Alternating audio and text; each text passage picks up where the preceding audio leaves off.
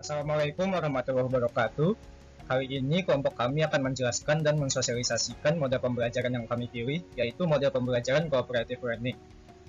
Kelompok kami ini terdiri dari Andika Yudhistira Purwanto, dari Yanza Dwi Pasansabila, dan saya sendiri Muhammad Irwan Adri Ashari.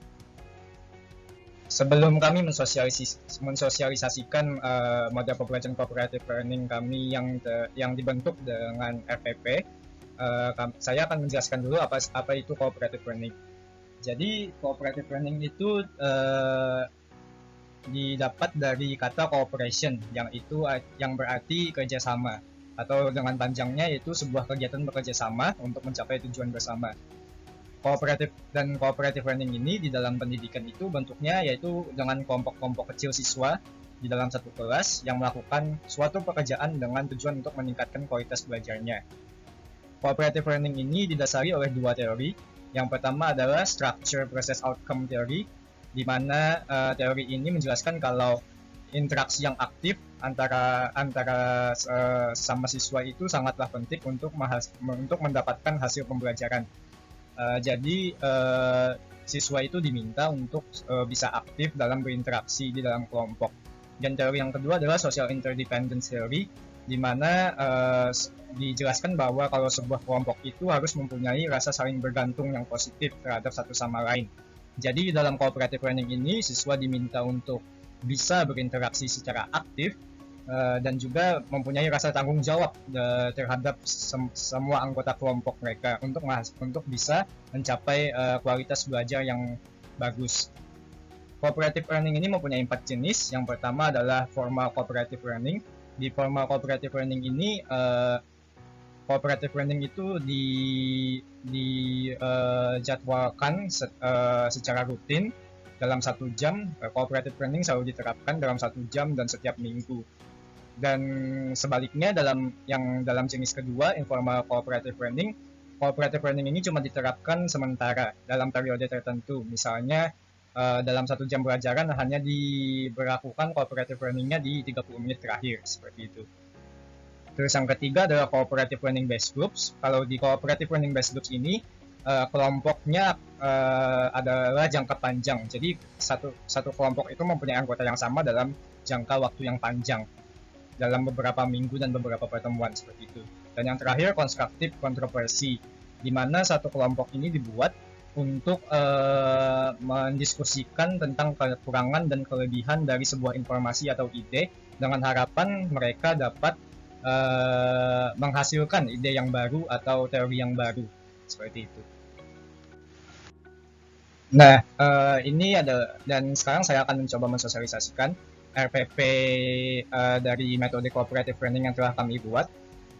Berikut adalah identitasnya. Jadi kami akan menerapkannya ke nama sekolah SMPN 1474 Jarbaru yang berupa sekolah yang sebenarnya tidak ada. Dan mata pelajarannya adalah bahasa Inggris dan diterapkan ke kelas 8 SMP pada semester 1. Dan mata pelajarannya ini akan RPP ini akan disampaikan pada pertemuan pertama dengan alokasi waktu 2 kali 40 menit. Standar kompetensinya yaitu simple present tense, verb of frequency, dan teks transaksional, di mana berarti siswa kelas 8 SMP pada SMP tersebut harus bisa menguasai simple present tense, verb of frequency, dan teks transaksional. Nah, yang kompetensi dasar pertama yaitu siswa harus dapat menerapkan fungsi sosial, struktur teks, dan unsur kebahasaan teks interaksi, transaksional lisan dan tulis yang melibatkan tindakan memberi dan meminta informasi terkait keadaan atau kegiatan yang terjadi secara rutin di lingkungan mereka. Dan mereka harus bisa menggunakan itu dengan konteks yang benar. Jadi misalnya seperti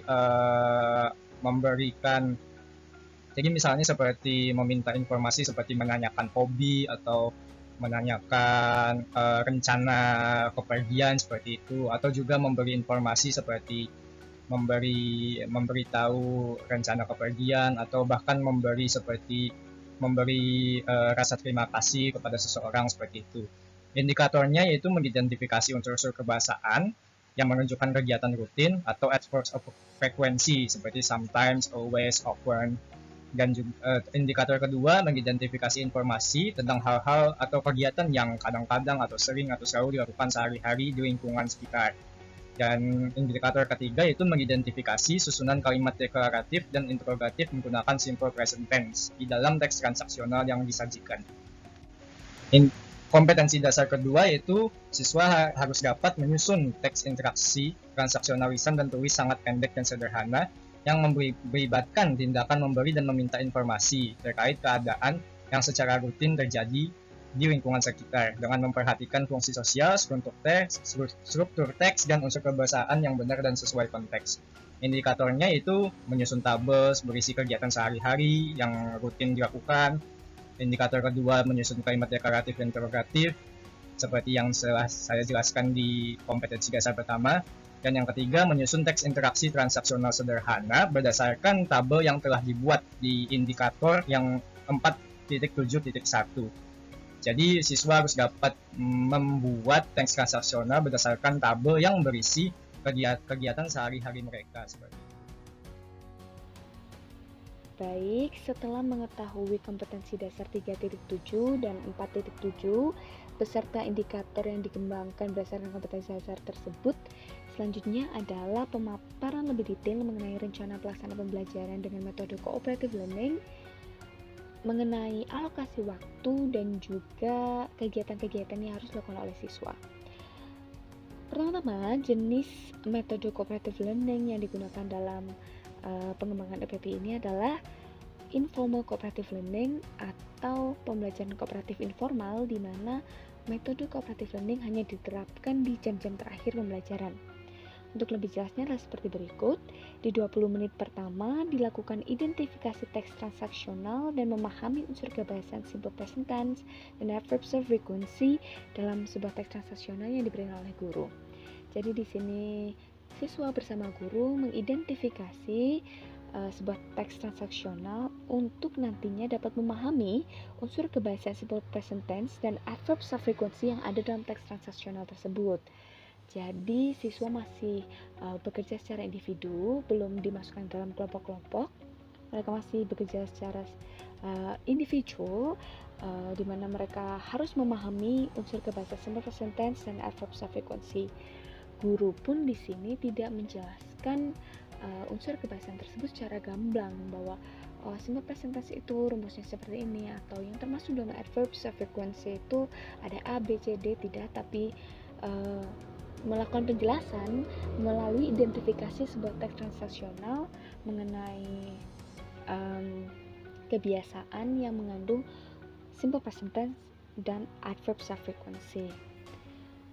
Di 20 menit berikutnya, di sini ada teks transaksional 2. Jadi guru kembali memberikan sebuah teks transaksional mengenai kebiasaan yang mengandung simple present tense dan adverbs of frequency, tetapi siswa tidak hanya mengidentifikasi untuk memahami. Siswa di sini melakukan tes pengetahuan tulis. Jadi mereka harus menjawab pertanyaan-pertanyaan yang diberikan secara tertulis untuk nanti dibahas bersama dan dievaluasi, yang skornya akan dijadikan sebagai nilai harian. Contoh-contoh pertanyaan untuk kegiatan ini ada di sini, saya memberikan 2. Pertama ada what are some adverbs of frequency shown in the conversation. Siswa dites pemahamannya akan adverbs of frequency yang sudah ditemukan pada teks transaksional sebelumnya, dan apakah mereka menemukan contoh lain adverbs of frequency di dalam teks transaksional 2 ini. Selanjutnya ada contoh pertanyaan kedua. Di sini ada does the man often go to the movies? No, usually blah blah blah DVDs. Berdasarkan teks transaksional 2 tadi, kira-kira verb atau kata kerja apa yang paling sesuai untuk mengisi bagian kosong tersebut? Dalam hal ini adalah simple present tense. Yang menariknya adalah dalam pertanyaan ini tersirat pola-pola simple present tense untuk kalimat interrogatif dan juga kalimat deklaratif. Jadi nanti ketika melakukan pembahasan, guru dapat menyinggung perihal ini, bahwa seperti yang dilihat bahwa kalimat interrogatif menggunakan pola seperti ini. jika menggunakan simple present tense, sementara kalimat deklaratif menggunakan pola seperti ini, seperti itu. Kemudian barulah di 40 menit terakhir pembelajaran dilakukan penerapan metode cooperative learning-nya, di mana di sini siswa dibagi ke dalam beberapa kelompok yang terdiri dari 4 sampai 5 orang, pembagian secara acak agar tercipta kelompok-kelompok heterogen. Selanjutnya, masing-masing anggota akan diminta untuk membuat sebuah tabel yang berisi kegiatan sehari-hari mereka dan juga alokasi waktunya. Jadi di jam berapa mereka melakukan kegiatan tersebut, seperti itu. Setelah mereka selesai dengan tabel pertamanya, siswa akan diberikan kesempatan untuk melakukan eksplorasi dengan cara browse di internet atau mencari di internet mengenai adverbs of frequency, apa saja sebenarnya contoh-contohnya dan apa saja gunanya, yang nanti dapat terhubung bahwa sebenarnya adverbs of frequency ini penanda untuk kalimat simple present tense mengenai kebiasaan, begitu.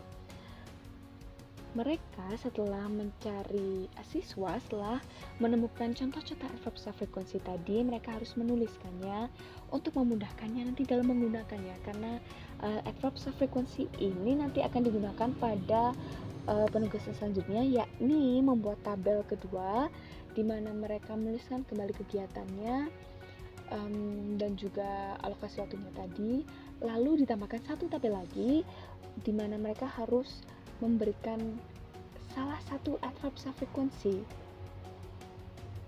tergantung pada frekuensi mereka melakukan kegiatan tersebut, apakah sering, apakah jarang, apakah kadang, apakah selalu, ataukah tidak pernah, seperti itu. Barulah dengan tabel yang sudah lengkap tadi, mereka akan saling bertukar pikiran dengan anggota kelompoknya, saling berbagi bahwa oh saya melakukan kegiatan ini pada jam ini dan ini kategorinya selalu atau jarang atau sering, seperti itu, sehingga nanti mereka dapat develop atau mengembangkan sebuah teks transaksional pendek singkat dalam satu kelompoknya nanti dengan minimal 4 pasang pertanyaan dan jawaban, karena grup mereka ada 4-5 orang dengan format seperti pada poin 7, AB, AB, AB, AB. Ketika mereka sudah melakukan pekerjaannya, mereka akan menempelkan hasil diskusi kelompok mereka tadi, hasil pekerjaan kelompok mereka tadi bisa di tembok, tapi yang sifatnya hanya sementara saja, untuk mereka saling memberi dan meminta feedback dari teman-teman lainnya, mungkin saja mengenai adverbs of frequency-nya, mungkin saja mengenai simple present tense-nya dan lain sebagainya. Nah, di sini pada tugas ini sudah diterapkan KD 4.7 menyusun. Jadi siswa sudah diarahkan untuk menyusun, sementara pada tugas yang sebelumnya tadi, tugas pengetahuan tulis, siswa sudah menerapkan kompetensi dasar 3.7, yakni menerapkan. Selanjutnya adalah portofolio. Setelah siswa selesai dengan tugas dan selesai memberi serta menerima feedback, siswa diharapkan untuk merevisi pekerjaan mereka sesuai dengan feedback yang telah diterima secara berkelompok.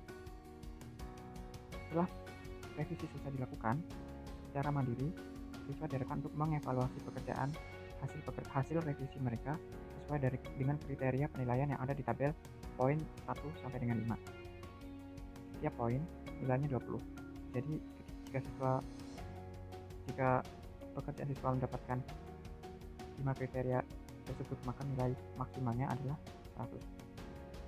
Jika siswa mendapatkan nilai kurang dari 80, mereka diharapkan untuk kembali merevisi pekerjaan mereka dan kembali mengevaluasi pekerjaan mereka berdasarkan dengan kriteria penilaian yang sama.